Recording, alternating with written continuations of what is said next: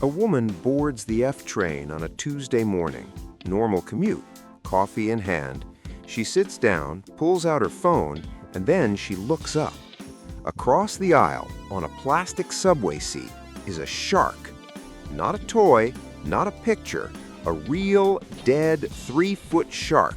Just sitting there. No bag, no owner, no explanation. She blinks. The shark does not move. The train keeps going. That actually happened. 2016. The story went international. And here's the part that really tells you everything you need to know about New York City. When reporters asked other passengers what they did when they saw the shark, most of them said they just went back to their phones. That is the New York subway, and we're just getting started. I've been a tour guide in this city for over 20 years. I've read police reports, interviewed MTA workers, talked to conductors who've seen things that would make a grown person cry, or laugh, or both at the same time. And I keep coming back to one truth. There is no place on earth quite like this underground world. 472 stations, 245 miles of track, 3.5 million riders every single day. That's more than the entire population of Chicago funneled into dark tunnels every morning. When you compress that many human beings from every country, every mental state, every level of desperation and joy and sleep deprivation into a space that smells like that and moves like that, you stop being surprised by anything. And yet, it keeps surprising you every single time. Let's start with the creature that is basically the subway's unofficial mascot, the rat. Now, you may have heard of Pizza Rat. 2015, a rat dragging a full slice of pizza down a flight of subway stairs. The video hit 10 million views in 48 hours. He got merchandise. There are Pizza Rat Halloween costumes. If you haven't seen that video, stop this right now and go watch it. I'll wait. But Pizza Rat is entry-level stuff, because the subway has hosted animals that make a rat with pizza look completely normal. There was a red-tailed hawk found on a moving 1 train, a living hawk on the subway. Wildlife experts had to board at 72nd Street to retrieve it. The hawk looked annoyed, like a guy who books a first-class seat and ends up in coach. There was a full-grown alligator on the A train in 2010, a man carrying a 4-foot alligator loosely wrapped in a plastic bag. His explanation when police arrived? I found it. Just found it, like a quarter on the sidewalk. Oh look, an alligator. I'll keep it. And then, the shark. You already know about the shark, but what nobody talks about is the detail that haunts me. It wasn't found on the floor, it wasn't in a bag, it was placed on the seat, like a passenger, like someone bought it a MetroCard. To this day, no one knows who put it there or why. The case is officially unsolved. And I love that. I love that New York has unsolved shark crimes. Now I need to tell you something that might change the way you hear music forever. The MTA runs a program called Music Under New York, Money, since 1985. Hundreds of musicians audition each year. A handful are selected. These are not amateurs playing for spare change. These are professionals, trained professionals, playing in underground tunnels because that's where the people are.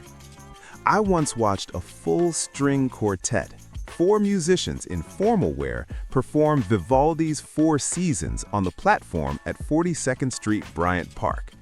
It was a Wednesday. It was rush hour, and something extraordinary happened. People stopped. People who had noise-canceling headphones in took them out. Tired, stressed, late for a meeting New Yorkers just stood there, listening. A woman in a business suit, clearly having a brutal day, had tears streaming down her face. She wasn't embarrassed. She just stood there and let it happen. That's what music in an echo chamber of 100-year-old tile does to a human being.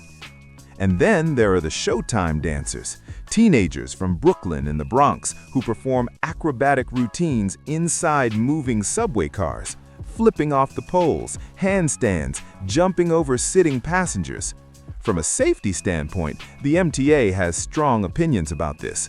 From a human spectacle standpoint, these kids are extraordinary athletes. Years of practice, gravity-defying skill, performing for a captive audience of exhausted strangers who, for 30 seconds, forget where they're going and just watch. The subway doesn't just move people from place to place. It moves something inside them too, if you let it. Grandpa, is the train coming? I need to pause here because this next story is not funny, it is not bizarre, but it is, in my opinion, the most important story in the entire history of the New York City subway. January 2, 2007, 137th Street Station. A 50-year-old construction worker named Wesley Autry is waiting for the 1 train with his 2 young daughters, ages 4 and 6. Standing next to him is a 19-year-old film student named Cameron Holopetter, who suddenly has a seizure and collapses and falls onto the tracks. Onto the tracks, with a train coming. The headlights are already visible in the tunnel. Wesley Autry's daughters are right there.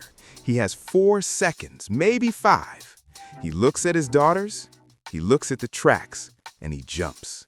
He jumps down, throws himself on top of Cameron, and presses them both flat into the narrow drainage trench between the rails as the train, all 10 cars, rolls over them.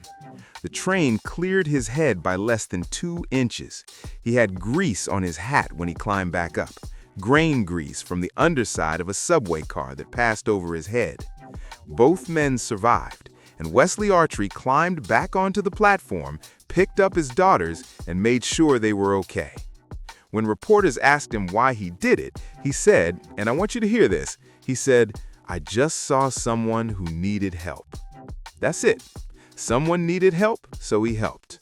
Mayor Bloomberg gave him the bronze medallion. President Bush mentioned him in the State of the Union address. Hollywood offered him movie deals.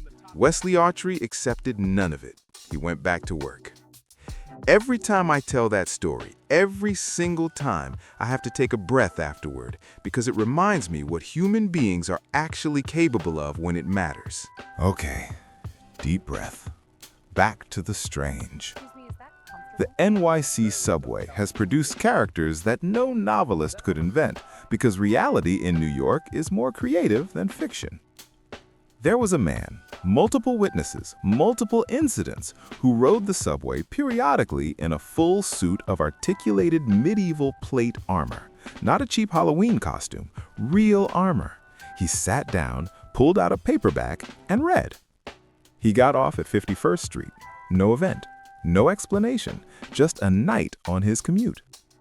There was a man who rode wearing a full horsehead mask, a business suit, and a briefcase. He gave up his seat for an elderly woman. The elderly woman thanked him. This was apparently just a normal Tuesday for both of them.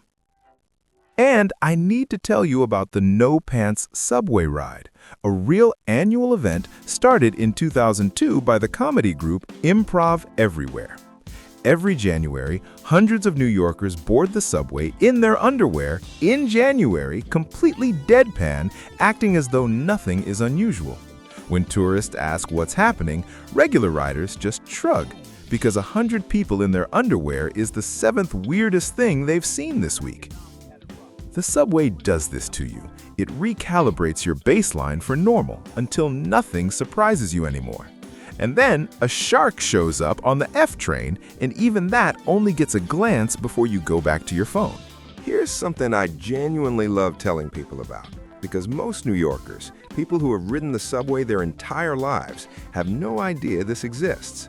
There are ghost stations, real ones, sealed off, abandoned subway stops that still exist in the tunnels beneath the city, frozen in time, completely forgotten.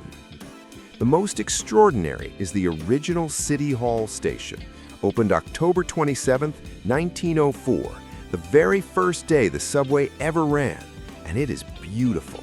Vaulted Guastavino brick arches, skylights, chandelier fixtures.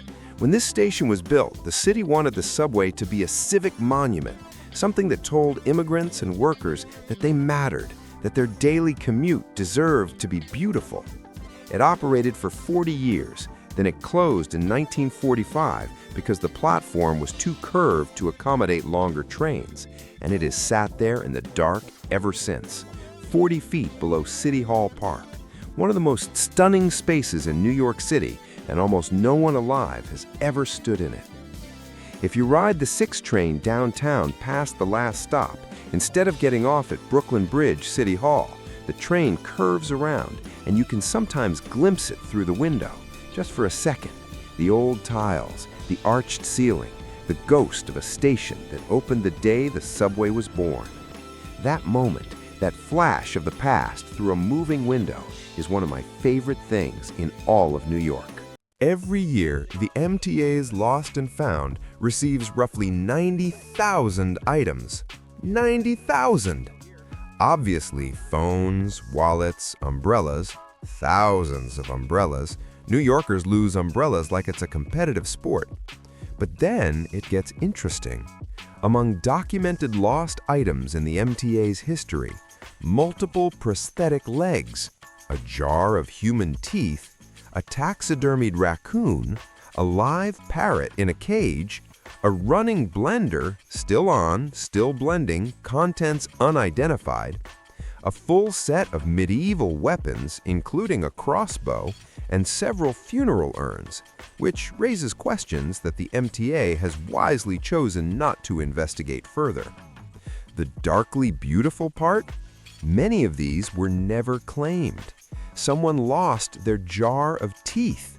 Someone lost their taxidermied raccoon, and they just moved on. Either they decided they didn't need it, or the embarrassment of asking was simply too great. I think about the blender a lot. Someone was blending something on the subway. They forgot their blender, they went home. Did they finish whatever they were making? We'll never know. I want to end with something small, because I've given you sharks and knights and ghost stations, and all of that is real, and all of it is extraordinary. But the thing that makes me come back to this city after 20 years is something you won't find in any news story. It's the father teaching his daughter to count using subway stops. It's the 2 strangers who've been sitting silently next to each other for 40 minutes, and they catch each other's eye when something funny happens, and they laugh, really laugh, and then they go back to their separate lives, never knowing each other's names. It's the teenager who gives up his seat without being asked, and the old man who nods in a way that means, "I see you."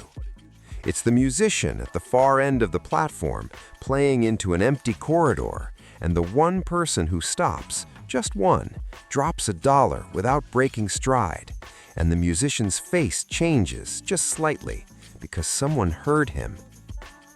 The subway is the great equalizer. In that car, at that moment, the billionaire and the busboy are going the same direction at the same speed. They breathe the same recycled air. They grab the same pole when the train lurches. They are temporarily moving through the world together. In a city of this much inequality, that is not a small thing. So next time you're standing on a platform, staring down the dark tunnel, waiting for a train that is running on its own mysterious schedule, look around. Look at the 100-year-old tile on the walls. Listen for the musician. Watch the faces of people who are going somewhere that matters to them, even if you don't know what it is. Think about the shark. Think about Wesley Autry, 2 inches from the underside of a subway car because a stranger needed help. Think about the ghost station in the dark, beautiful and unseen. Think about the knight reading his paperback on the way to 51st Street. The New York City subway is loud, broken, ancient, baffling, and occasionally home to marine wildlife. It is also, without question, one of the most human places on Earth. I'm Mike. Stay curious.